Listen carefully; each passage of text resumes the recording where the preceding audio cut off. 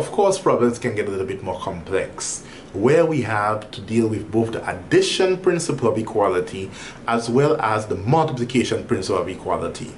If we're doing this, the main point again to keep in your mind is that we want to isolate the variable, we want to get the variable by itself. We need to remember that algebra is working backwards. If algebra is working backwards, then that means we need to apply our order of operation backwards.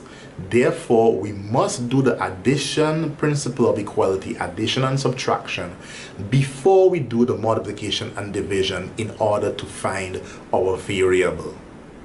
And whenever we get our answer, the best method to make sure that our answer is correct is to take that answer and place it back into the original problem to see if we get back the answer that we had in our original equation. When algebra problems become a little bit more complicated, we can still apply our same rules. Remember, the main idea is that we want to get the variable by itself. So if I'm given this, 9 times a number minus 7 is the same thing as 11. What is the number? Solve for y. If I'm solving for y, I do my order of operation backward. Since I'm doing algebra, I already have my answer, so I need to work my order of operation backwards in order to get my answer. Therefore, I must do the addition and subtraction part of the problem first. Remember, the idea is I want to get y by itself, but I have a 9 and a negative 7 next to the y. So my idea now is, which one do I remove first? Since I'm working backwards in algebra, I therefore apply my order of operation backwards. That means I would have to do the subtraction first. To remove this negative sign, this negative 7, I must add 7. If I add 7 on this side of the problem, again, to keep the problem the same, I must add 7 on the next side.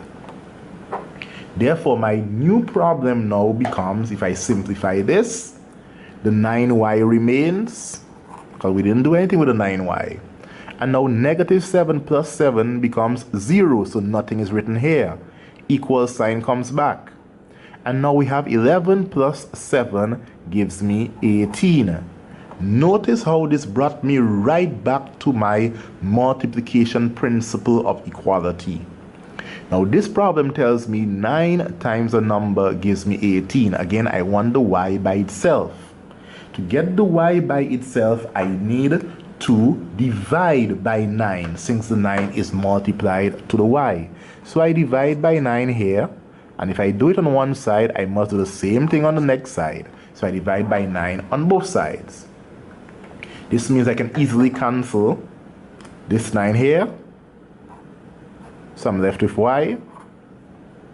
Equal sign comes back. 18 divided by 9 gives me 2. Therefore, y is 2. I can always check my problem by taking the 2, substituting it for the y to see if it works. Let us try this. 9 times y, since y is 2, minus 7. That should be equal to 11. Let's work this out. 9 times 2 is 18, minus 7. 18 minus 7 is 11. Therefore, I know that my answer is correct. Here's another example. If we have this problem and we're asked to solve for x, we go right back to the steps that we know from before. The idea is we want to isolate the x. But our first thing should be to remove this bracket. We might try to simplify it first. So if we remove in the bracket, remember we take the number that's outside and multiply it by each of what is inside. So 4 times 2x becomes 8x. And then 4 times negative 5 gives me negative 20.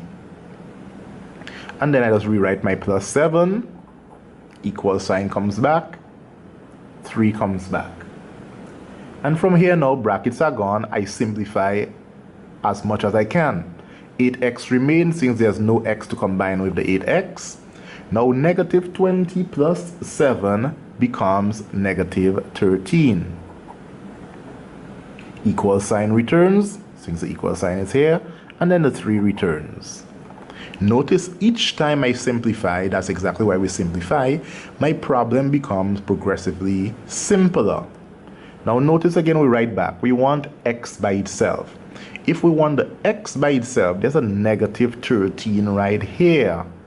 So we have to get rid of the negative 13. Remember, we get rid of the negative 13 before the 8 because we are doing algebra and we're working backwards. So if we have a negative 13, to get rid of the negative 13, I must do the opposite of negative 13, which is add 13. So I add 13 here. To keep my problem the same, I must add 13 on the next side of my problem. And from here, I simplify as much as I can again. 8x remains since there's no x to deal with the 8x. But negative 13 plus 13 becomes 0. So nothing is written here. Equal sign comes back. 3 plus 13 becomes 16. Once again, I want x by itself. 8 is multiplied to the x. So to get rid of the 8, I need to divide by 8. So I divide by 8 here, and whatever I do on one side, I must do the same thing on the next side, divide by 8 here again. Notice how the 8 gets cancelled out. Therefore, 8 cancels out 8, so I left with x alone, which is exactly what I want. Equal sign returns.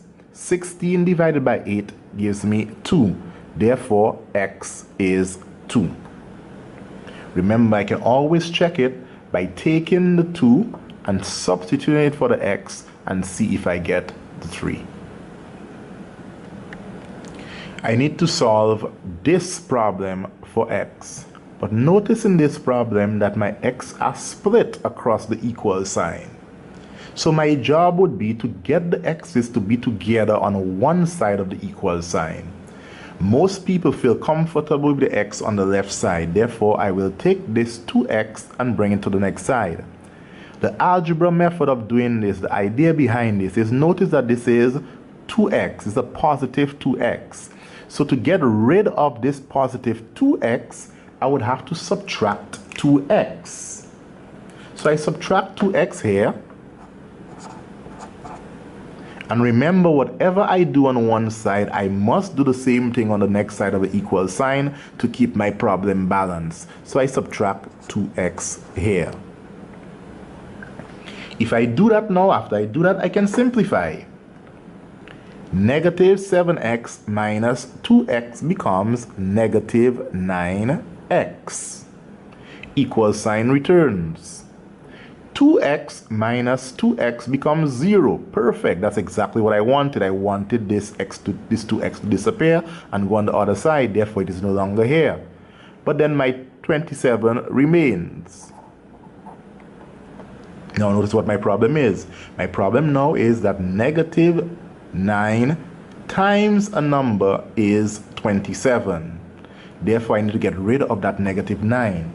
Since the negative 9 is multiplied to the x, I need to divide by negative 9.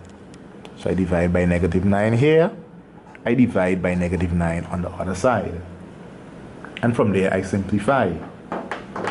This negative 9 will cancel out this negative 9. Therefore, I'm left with x. Equal sign comes back. Equal sign returns.